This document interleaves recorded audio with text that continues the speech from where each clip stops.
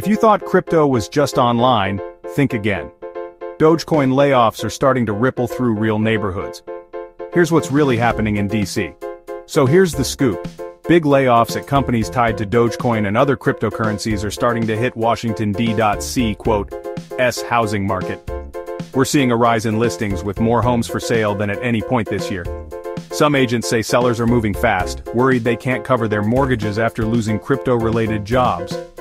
In certain neighborhoods, prices are already dipping as supply outpaces demand.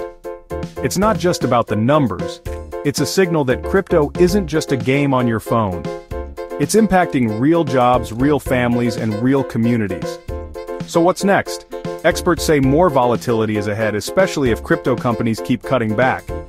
This might just be the start of bigger changes in how DC lives, works, and buys homes.